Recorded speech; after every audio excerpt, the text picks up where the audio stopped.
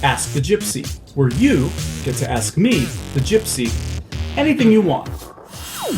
Hey everybody, this is James Jacob Peary from Offset Gypsy, and I'm answering the 10 questions every tarot reader must answer. I don't know how well I feel about that word must. Question number 1. Were you mentored or self-taught? Luckily for me, my great-grandmother was a very famous fortune teller in her day, and the gift has just kind of traveled down through the family. In a longer explanation, it's cultural. I like to read, so I read everything from the cereal box to the thesaurus, and I've done my fair share of reading books on tarot. However, I do believe that the only tarot book that you need to learn about the tarot is the tarot. Question number 2.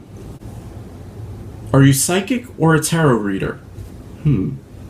Well, at one point after doing this for so many years, the two lines would converge. Yes, everybody is psychic. We all possess a different level of intuition, just like some of us are mathematicians and some of us are artists. At some degree, everyone can add 1 plus 1 and everybody can draw a stick figure. So, at some point, we can all feel a little spidey senses and get that tingling of premonition, of course. Just the more we exercise it and the more we use it and the more we practice it, the easier it's going to come.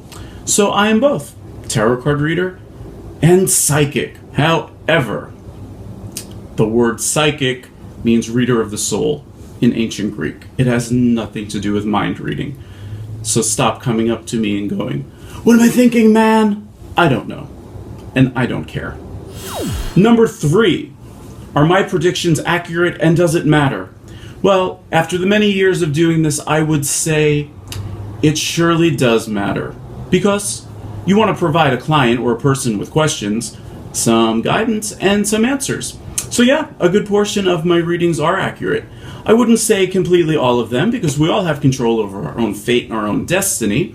And, fate does tend to intervene. A reader does not create the fate for the client or the querent. It just merely advises. Question number 4. Is there anything I can't predict in a reading? Lottery numbers. Why? Because some people gamble. And we don't want to see them in a lot of trouble and a gambler's anonymous. But seriously, is there anything I can't predict?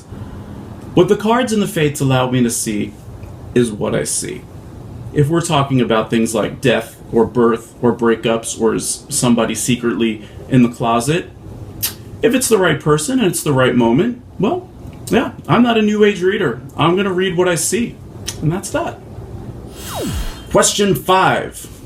Do I only use tarot or do I have multi-disciplinary something or other? I'm well versed. Not only am I a tarot card reader, I'm also an astrologer, a palmist. I can throw the coins, I can throw the bones. It's all sorts of different fortune-telling techniques.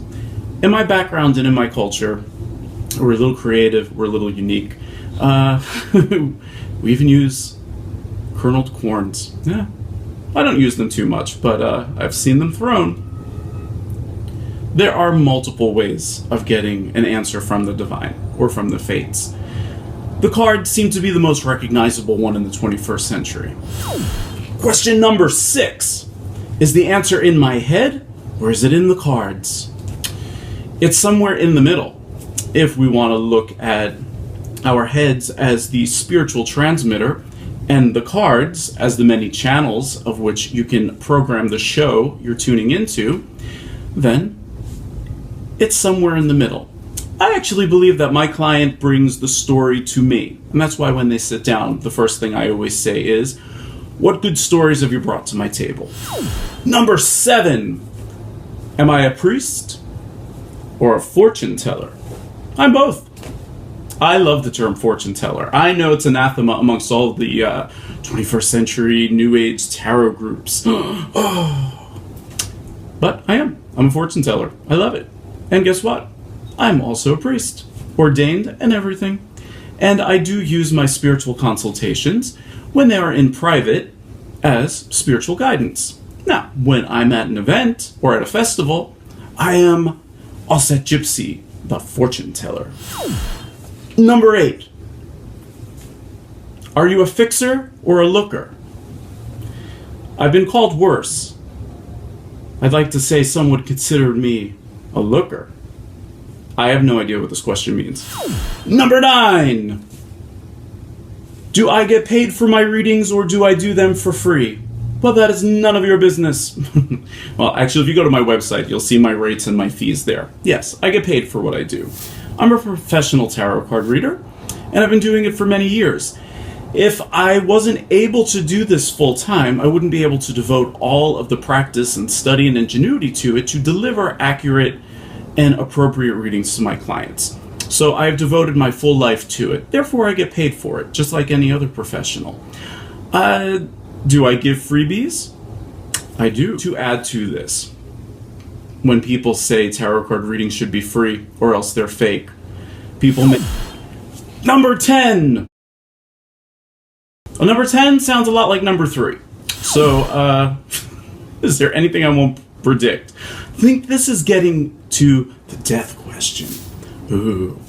People, it's in the cards. We're all gonna die. Sooner or later. When the fates decree it, that's up to them. Have I talked about it? Yes. Am I brave about it? Yes. I'll repeat. I'm not a New Age reader. I read what I see in the cards. Things are going to be good, things are going to be bad. That is the whole story of life. And if we look at the tarot from 0 to 21, or the Fool to the World, we see that there's a lot of beautiful things that transpire, and there are a lot of sad and devastating and bad things that transpire. That's life. You take the good, you take the bad, and then you... Well, thank you for tuning in and listening to me ramble off the 10 things a tarot reader must answer, or else. Bong dong dong. And I hope you check out the other Ask the Gypsy videos and all the other social media outlets for Vlach-Gypsy. Find me on Facebook, Instagram, and my website, vlachgypsy.com. If you'd like to have me at a festival for a private consultation or at an event, contact me through my website. Thanks.